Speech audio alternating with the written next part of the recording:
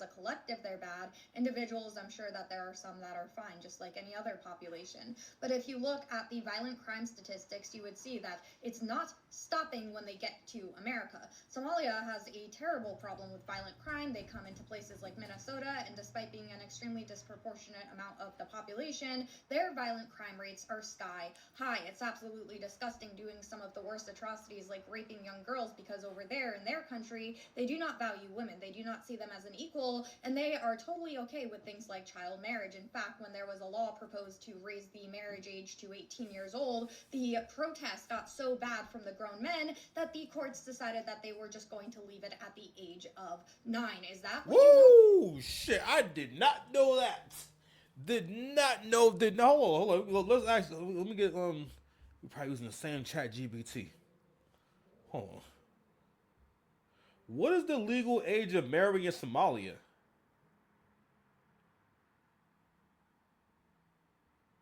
There is no national law setting a specific minimum age for marriage in Somalia.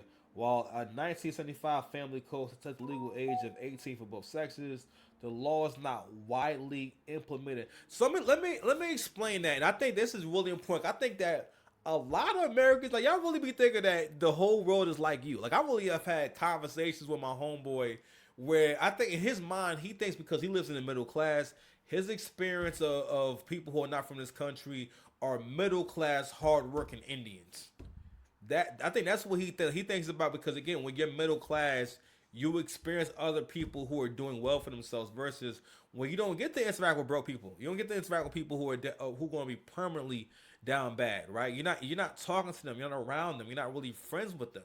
So you get to where, understandably, not that they don't exist, but you don't understand at what rate that they exist. So when it comes to the immigrant situation, what a lot of people don't want to look at is, especially black folks, is okay.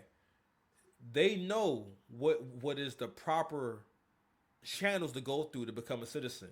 When someone comes into the country and doesn't even let the country know that that they're in the country and everything, that's what undocumented means. It means that you are not on paper nowhere. There's no record of you nowhere in this country. Like you snuck into the country. We don't even know you were here. So you got to think about how many of those people are here, right?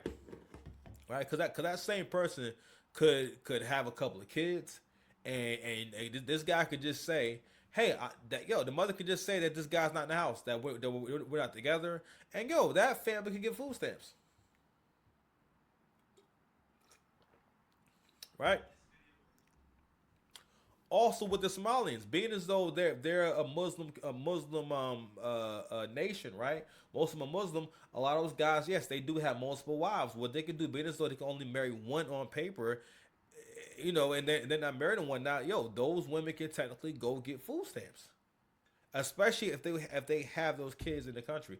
If those kids are born in the country, they can go and get food stamps. You know what I'm saying? Because again, all children who are born here can eat for the most part. All right.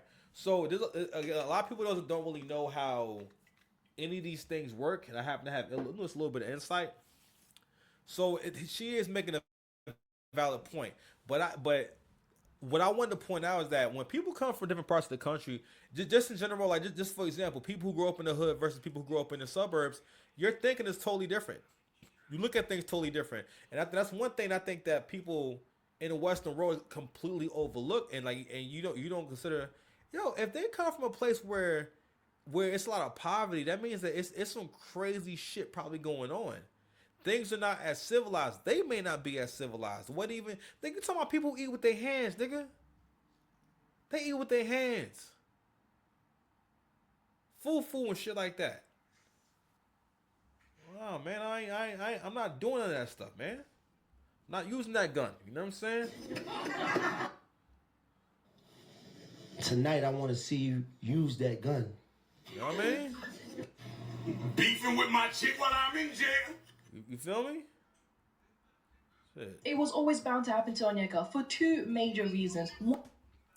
But that is a bombshell. But I mean, but go back to the whole marriage thing, right? So even when it comes to, again, in the Western world, it is so safe and civilized, and there's so many laws that really benefit women. And I'm not saying that shouldn't be there. The age of 9 is crazy. I didn't know you could still do that. That's still going on in Somalia, which means that they brought that culture here. For the most part, let me tell you something. That's another thing too. When women are not from this country, especially if they wasn't born here and whatnot, their ideas about like age gaps and whatnot is totally different. Like I mean, like the age gap issue or stigma that was really a Western world thing. Okay, but anyway, yeah, I'm blown away by this shit. 9 years old, child marriage is wild.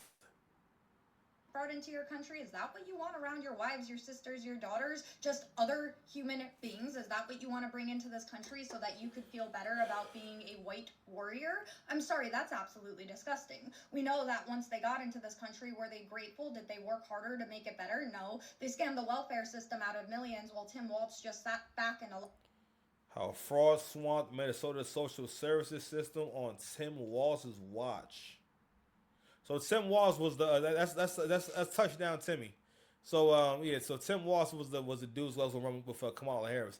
Yo, the Kamala Harris campaign was such a shit show. Like for the most part, as soon as everyone found out that Kamala Harris was running against Trump, it was like, all right, well, shout out to Trump. He about to be president again.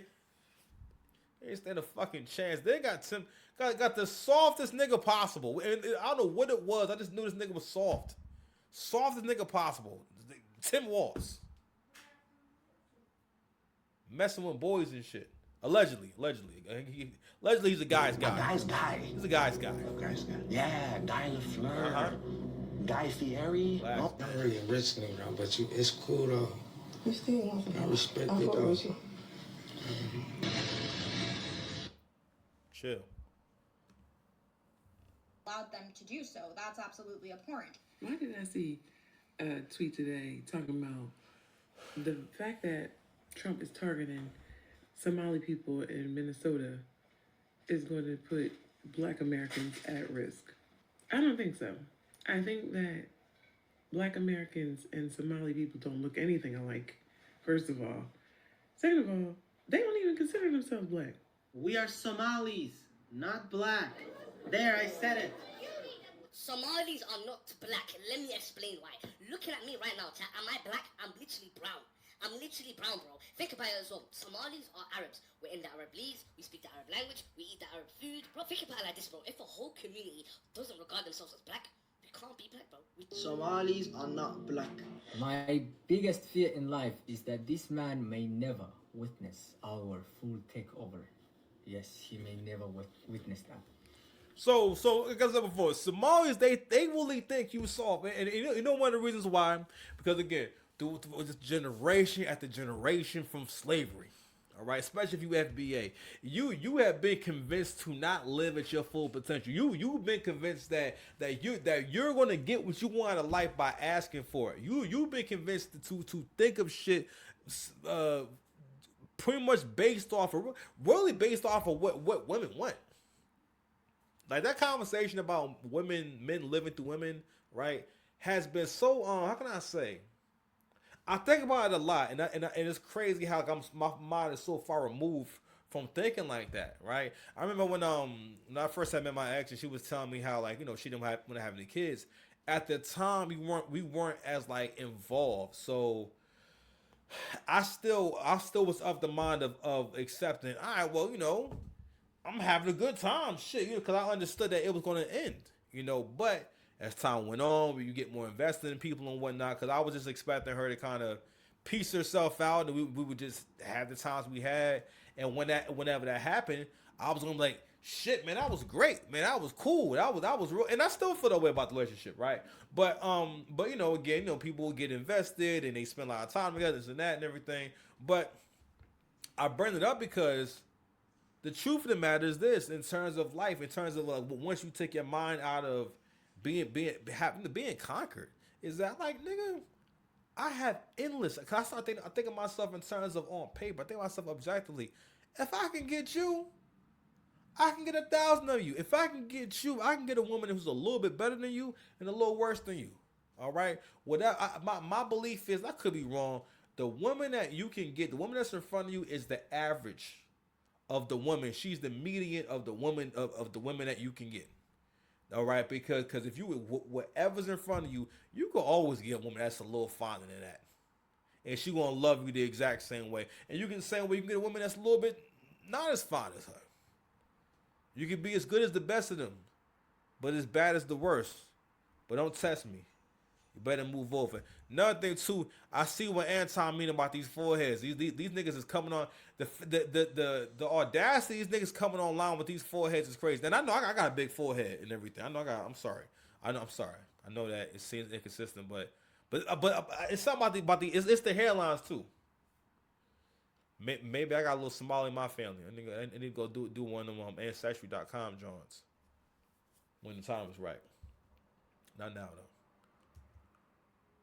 He already witnessed our partial takeover, our little success in America. And he is the reason actually I know that the community in America is thriving. He is how I know. It's like, he's how we measure our progress. If he doesn't tweet, somebody messed up. I know it. Somebody fucked up the plan. So let me tell you something. For you black Americans, right? Do you think that you can go to another country? Do you think we can go to another country in mass, right? And talk like this?